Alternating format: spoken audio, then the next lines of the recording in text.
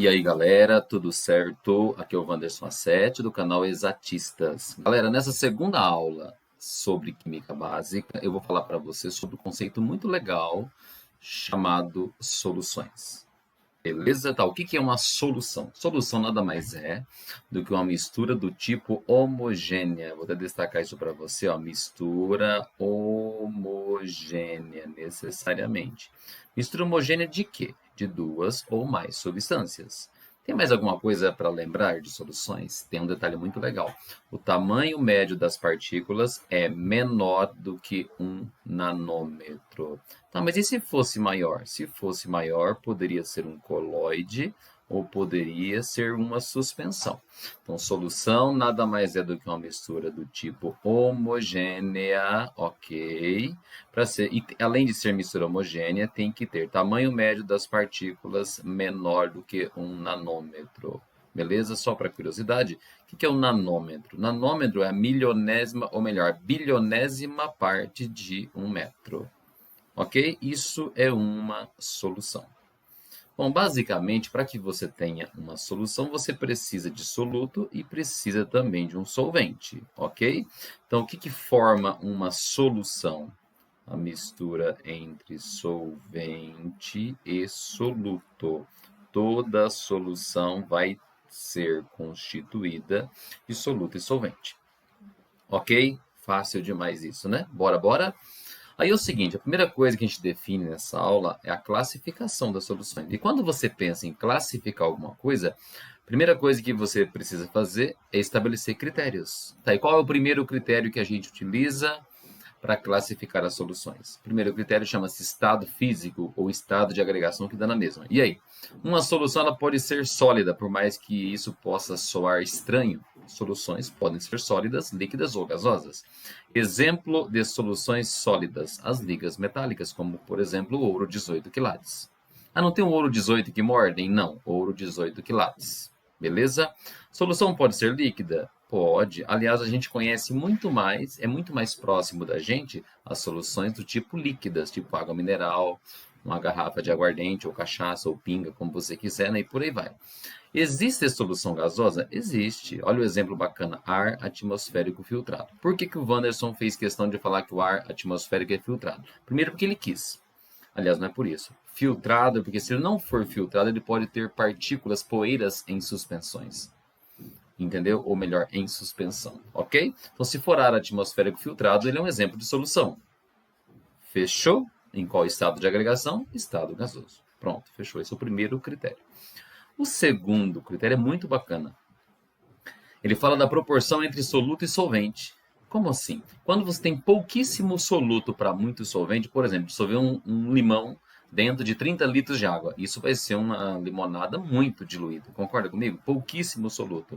Então, quando você pensa na proporção soluto-solvente, uma solução ou é diluída, e se ela não for diluída, ela é o quê? Ela é concentrada. Quando seria concentrada? Quando você tem muito soluto para pouco solvente. Ok? Tranquilo? Às vezes você compra alguns tipos de sucos no mercado, e esse suco vem concentrado para você diluir depois.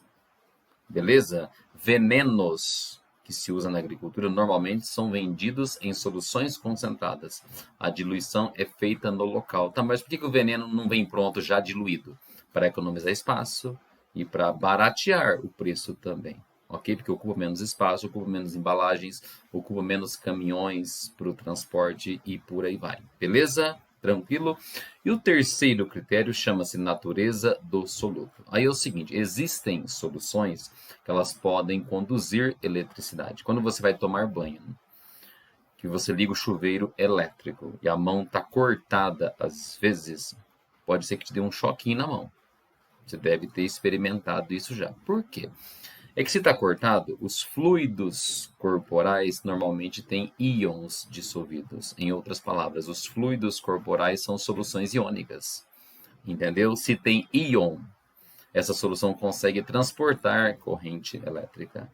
Mas tem soluções que não transportam. Por quê? Porque não tem íons dissolvidos. Então, quando uma solução tem íons dissolvidos, você vai ter uma solução iônica. Quando uma solução não tem íons dissolvidos, tem apenas moléculas, ou de repente até átomos, aí você vai ter solução do tipo molecular. Então a palavra-chave é íon. Se tem íons em solução, essa solução conduz eletricidade, você chama de iônica ou ainda eletrolítica. Se não tiver íons, ela é chamada de não eletrolítica ou pode ser chamada também de solução molecular. Fácil demais esses 3 critérios de classificação. Bora lá? Olha isso agora, isso é muito importante. Acho que é a parte mais importante dessa aula de química básica. Coeficiente de solubilidade. O que é isso? Coeficiente de solubilidade nada mais é do que o limite de uma substância que dissolve numa outra. Então, olha a definição bonita. É a quantidade máxima de um soluto que se dissolve numa quantidade padrão de solvente. Mas qual é esse padrão? Normalmente, na maioria das provas, esse padrão é 100 gramas de solvente. Beleza? Mas poderia ser 1 litro também, 1 quilo, mas normalmente é para 100 gramas, entendeu? Então, essa quantidade máxima que consegue se dissolver numa quantidade padrão de solvente, você chama de coeficiente de solubilidade. Muitos autores usam o símbolo Ks para isso. Alguns, usam CS, alguns chamam simplesmente de S, mas não vem ao caso isso agora, né? Aí eu dei 3 exemplos para vocês verem, 3 exemplos numéricos, percebam, não é para decorar isso não precisa. O primeiro sal que você está vendo, e aliás, até sua avó sabe que esse sal é o cloreto de sódio. Qual é a solubilidade dele a 25 graus? Aqui está um valor aproximado, tá? 36 gramas para cada 100 gramas de água. Entendeu? O segundo sal vocês chamam de nitrato de prata. Qual é a solubilidade dele? 122 gramas para a mesma quantidade padrão de solvente, que é 100 gramas de água. Beleza? Na mesma temperatura. Também se mudar para 80 graus, provavelmente o valor seja outro. Entendeu? Aí tem um sal que faz parte da composição do giz, por exemplo, que é o sulfato de cálcio, cuja solubilidade é de cerca de 0,0065 gramas para cada 100 gramas de água. Que temperatura? 25. E se eu aumentar? Normalmente aumenta um pouquinho. Normalmente. Tem substâncias que têm um comportamento estranho. São mais raras, tá? Quanto mais você esquenta, menos dissolve. Para a grande maioria, quanto mais você esquenta, melhor ela se dissolve. Beleza? Mas ninguém decora esses valores. Não precisa. São valores experimentais que cada substância tem o seu. Ok? Beleza? Bom, só para pegar o primeiro como exemplo. Se você consegue dissolver 36 gramas de sal, ou melhor, desse sal em 100 gramas de água, e se eu pegasse 200 gramas de água? Daria para dissolver o dobro de sal, que seriam 72 gramas e por aí vai. E se eu pegasse um copinho com apenas 50 gramas de água a 25 graus Celsius? Aí daria para dissolver metade de 36, que eu acho que é 18. Ok? Agora vamos para a parte mais importante de todas dessa aula. Olha isso. Aqui o Wanderson te deu um valor pronto já. Eu peguei um sal, que é um sal comum, que é chamado nitrato de potássio, entendeu?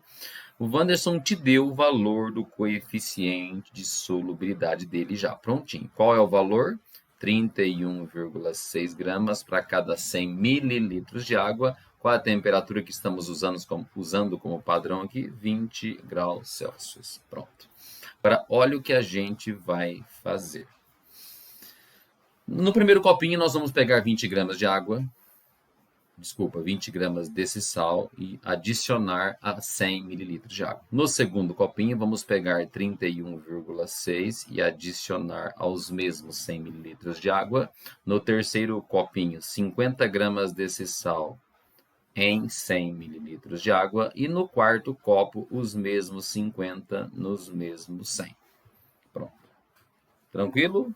Então, você vai adicionar 20 gramas no primeiro copinho, de repente pode pegar uma colherzinha, uma espátulazinha, agitar um pouquinho, aquela coisa toda para favorecer a dissolução, beleza. Bom, qual que é o limite de solubilidade para esse sal que o Wanderson usou como exemplo? O limite é 31,6 gramas para cada 100 mililitros de água a 20 graus Celsius. E vamos supor que todos esses copinhos tenham água a 20 graus Celsius. Beleza. Você sabe que em 100 ml o limite é 31,6. O que aconteceria se você adicionasse 20? Bom, acho que todos vocês esperam que dissolva tudo.